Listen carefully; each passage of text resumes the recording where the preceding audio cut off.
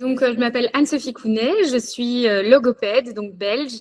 J'ai un parcours où j'ai travaillé pratiquement toujours dans le TSA, donc les troubles du spectre autistique. En gros, j'ai commencé par faire mes études en Belgique, à Mariaps, et puis j'ai travaillé quelques années dans une école spécialisée où j'ai été confrontée au TSA. Donc, j'ai voulu aller faire un diplôme universitaire à Lille. Ça prenait vraiment beaucoup de temps. Donc, finalement, je suis partie au Canada refaire une spécialisation. Et puis, j'ai travaillé en Suisse, à Genève, à la Fondation pour l'autisme. Et puis, au SUSA, service universitaire spécialisé en autisme de Liège, en Belgique. Retour aux sources. Et là, je viens de monter mon ASBL qui s'appelle Rebobine. Donc, l'idée de cette ASBL, c'est de permettre un maximum d'inclusion dans cette région où le TSA n'est pas encore du tout pris en charge. Donc voilà, c'était pouvoir offrir un service. Alors, il faut savoir qu'en Belgique, le TSA est très, très mal remboursé. Donc, l'idée, c'était de pouvoir proposer à la fois un service de formation et de supervision pour avoir davantage de professionnels formés dans la région. Et un service de coaching parental pour pouvoir permettre aux familles d'avoir quand même un suivi régulier, mais à un prix relativement modéré, parce que de la thérapie, vu que c'est intégralement aux frais des parents, ça leur coûte quand même très, très cher. Donc, au final, comme je suis logopède, je prends aussi en thérapie pas mal de jeunes, mais on reste quand même globalement sur du coaching parental, voire du coaching pour des adultes qui sont eux aussi autistes. Parfois, on a quand même pas mal de parents qui disent en fait, moi aussi. Donc voilà, c'est un peu le type de suivi qu'on peut proposer. Et du coup, c'est une petite ASBL qui vient de se lancer. On a reçu un peu des dons de différents endroits. Et donc, on a essayé d'organiser vraiment l'inclusion dans notre petite ville. Donc, on a proposé des stages inclusifs, des loisirs inclusifs où on accompagne alors vraiment des personnes TSA dans des clubs de sport ou de loisirs ou de musique ordinaires, quoi. Et dans des écoles aussi.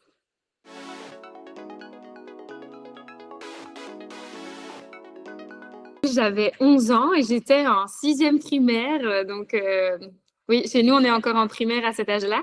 C'est l'année où je suis rentrée en secondaire.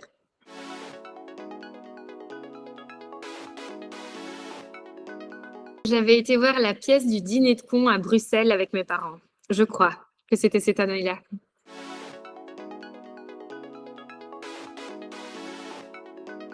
Je n'en sais plus rien de ce que j'écoutais à ce moment-là. J'ai l'impression que c'est pas dans les années 2000 qu'on écoutait La Vallée de Dana. C'était La Vallée de Dana.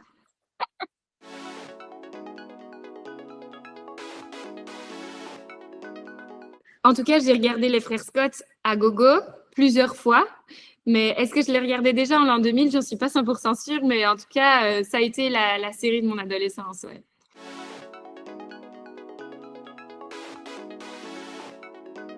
J'ai commencé en 2010-2011, je dirais, à faire mes premiers bilans. Et en gros, la grosse différence, c'est que on avait que des trucs papier et donc il fallait tout corriger soi-même, il fallait reproduire les cartes soi-même. Enfin non, évidemment, on pouvait les acheter, mais ça coûtait tellement cher que on reproduisait tout en fait. On allait dans les bibliothèques, on scannait tout là. Donc, je trouve que pour le respect des auteurs, on est sur quelque chose de mieux aujourd'hui. Pendant mes études, on m'a rien filé en version informatisée, quoi. Pour te dire, le test qu'on m'a appris principalement, c'était le ELO, avec des vieilles images. Les images qu'il fallait faire, c'était téléphérique. Genre, tu vois, télescope, le téléphone, l'image, c'est encore le truc 36 casques au TF1, quoi, tu vois. Non, c'était. Donc, les tests ont quand même évolué, je trouve. Moi, j'ai eu pas mal de tests comme ça où des nanas avaient créé d'elles-mêmes, un peu sur le côté, un petit Excel qui calculait automatiquement, quoi.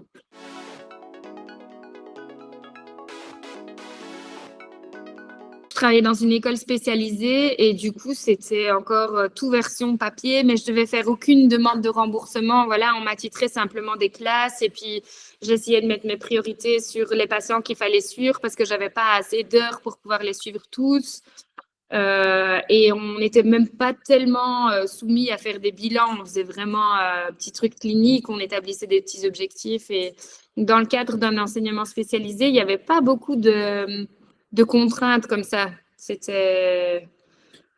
Ouais, au niveau administratif, on pouvait se permettre d'être light.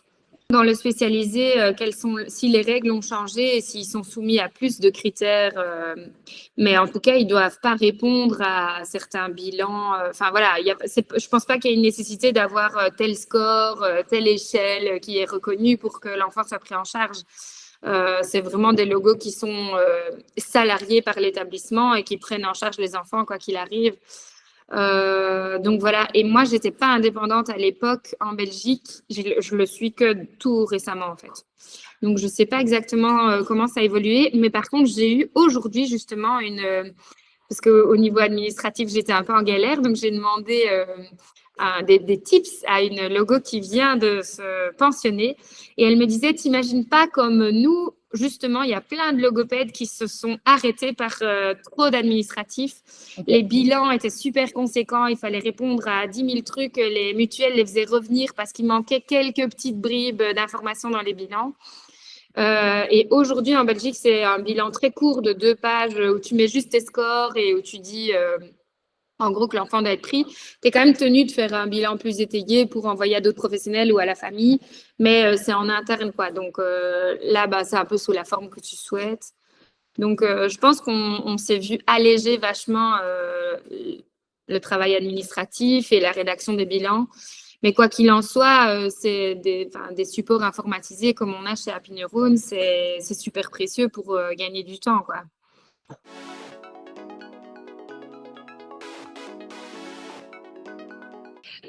Oui, si, globalement, les terminologies ont évolué, évidemment.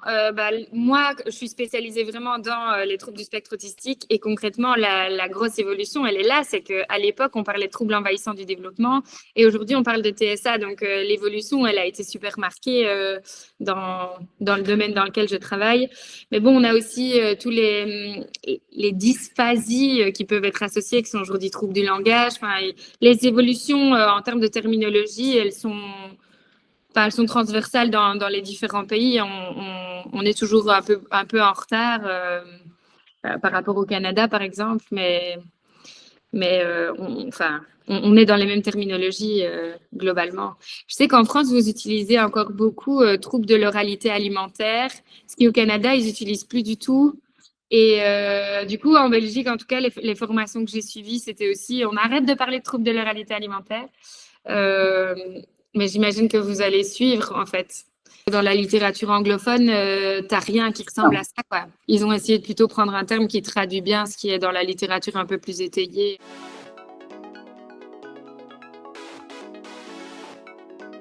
J'utilisais beaucoup le PECS pour les autistes, qui a quand même évolué. Hein. Maintenant, ils ont fait le PECS sur tablette et tout. Non, franchement, ils sont mis à jour sur la littérature aussi. Donc, je trouve que ça, c'est assez chouette. Enfin, c'est des outils qui ont continué à bouger. Et, donc, ça, c'est bien. Sinon, qu'est-ce que j'utilisais beaucoup? En tout cas, en 2010, vraiment, ce que j'ai commencé à mettre en place le plus avec les autistes, c'était ça. J'étais dans un enseignement spécialisé où j'avais une classe. Quelque part, ils ne savaient même pas communiquer leurs besoins de base, d'aller aux toilettes ou de choisir entre un biscuit et un autre à la collation. Et donc, c'est vraiment le truc qui m'a alertée. Moi, la logo que je remplaçais, elle voulait surtout travailler qu'ils sachent rester assis. Ça me paraissait pas être l'objectif prioritaire. Et puis, elle avait alors, un outil informatisé. Mais alors ça, c'était quand même vraiment marrant parce que c'était un espèce de plateau comme ça, pseudo-aimanté avec un port USB. Et c'était un horrible petit bonhomme juste rond qui faisait, on voyait juste sa bouche qui faisait comme ça et qui disait « Place le cochon sur le pad ». Et du coup, les enfants devaient placer un cochon sur le pad, mais tu te dis « Mais attends, ils n'ont aucun vocabulaire et tout, genre le cochon, est-ce que c'est vraiment le vocabulaire le plus important ?» Enfin, il y avait comme ça quelques animaux et quelques fruits et légumes mais en plastique qui ressemblaient, qui étaient franchement limite, quoi. Et donc, moi, quand j'ai commencé, c'était ça, les outils informatisés qu'on m'avait mis en main dans cette école spécialisée. Et donc, concrètement, je suis partie me former chez Pyramide France et j'ai mis surtout le PEX en place cette année-là. Et voilà, et c'était agréable de voir comme ils se sont fait aussi à l'informatique. Puis alors, il y a tout doucement eu les tablettes de communication, comment est-ce qu'elles s'appellent là, je ne sais même plus, on les utilise très peu maintenant. C'était un truc comme ça où on pouvait juste glisser une feuille, on pousse et puis on enregistrait notre voix sur les 9 choses qu'ils pouvaient demander. Ça, c'était un peu les premiers trucs qu'on a utilisés. Et maintenant, bah, on est sur des iPads avec du TD Snap, avec des pods, donc ça a bien bougé quand même.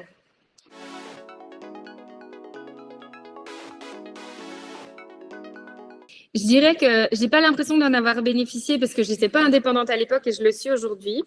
Mais là, j'utilise un outil qui s'appelle Assistool, qui est vraiment fait pour les logopèdes belges. Mais c'est incroyable comme ça facilite tout le travail administratif. Il y a la rédaction de bilan, l'agenda électronique où on sait directement mettre est-ce qu'il m'a payé, est-ce qu'il m'a pas payé, est-ce qu'il est venu, oui, non. Hop, ça génère les factures du coup assez automatiquement. On peut même demander que ça les envoie automatiquement, ça envoie des SMS de rappel, ça. On s'est créé des questionnaires qu'on envoie directement aux familles et ça remplit les anamnèses. Enfin, vraiment, c'est tout un outil comme ça qui est super bien conçu, qui nous permet aussi d'avoir tout ce qu'il faut au niveau comptabilité. Donc ça, je pense que c'est pas si récent, mais leur fonctionnalité évolue d'année en année vraiment fort. Ça, j'en ai parlé avec pas mal de personnes et je pense que ça, c'est un outil, en tout cas en Belgique, qui a très, très grandement facilité le boulot des logopèdes parce que les formalités administratives en Belgique sont vraiment plus lourdes qu'en France ou en Suisse. Ça, c'est sûr.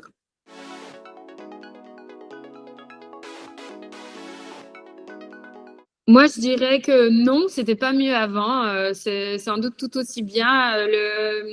L'air de rien, la sphère de l'informatique nous a quand même beaucoup aidés.